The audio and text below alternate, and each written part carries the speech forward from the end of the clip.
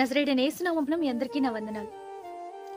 కొంతమంది వ్యక్తులు మన జీవితంలో ఉన్నప్పుడండి పదే పదే పదే వాళ్ళు మన పాత స్వభావాన్ని మనకి జ్ఞాపకం తీసుకొని వస్తూ ఉంటారు. నువ్వు అలాంటి దానివి, నువ్వు అలాంటి వాడివి, నువ్వు అలాంటి పరిస్థితుల నుంచి దేవుణ్ణి ఎదుర్కొన్నావు. మనం మారిన స్థితిని వాళ్ళు గమనించరు గాని మన పాత స్థితిని వారు గుచ్చి గుచ్చి మాట్లాడుతూ ఉంటారు.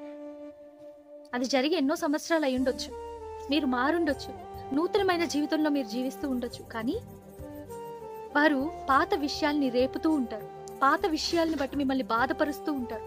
మీరు గాయపరచబడుతున్నారు అని ఎరిగి కూడా అదే మాటని పదే పదే చెప్పి మిమ్మల్ని గాయపరుస్తూ ఉంటారు. అటువంటి వారు మీ జీవితంలో ఉన్నారా? జ్ఞాపకపరచుకోండి.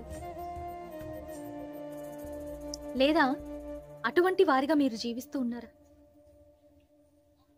నిన్ను వలె నీ పొరుగు వారిని ప్రేమించుము అని దేవుడు మనకిచ్చిన ఆజ్ఞను ఒకసారి జ్ఞాపకపరచుకోండి.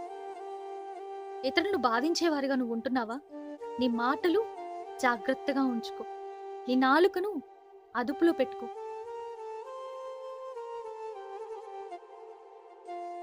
ఏ నోటితో దేవుని స్తుతిస్తాం, అదే నోటితో ఇతరుల్ని దూషిస్తాం.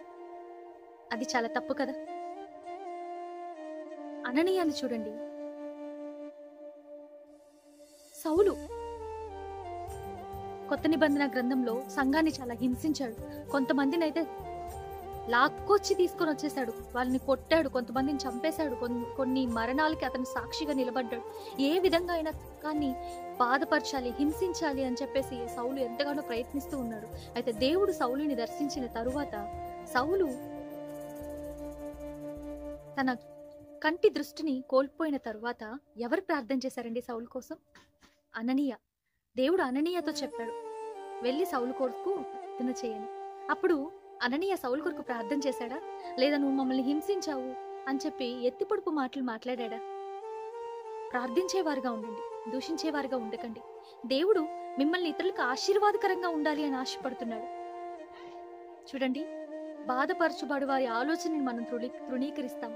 అయితే అటువంటి వారికి దేవుడు ఆశ్రయదుర్గంగా ఉంటాడు. ఒకవేళ నిన్ను బాధపరిచే వారు నీ జీవితంలో ఉన్నారా?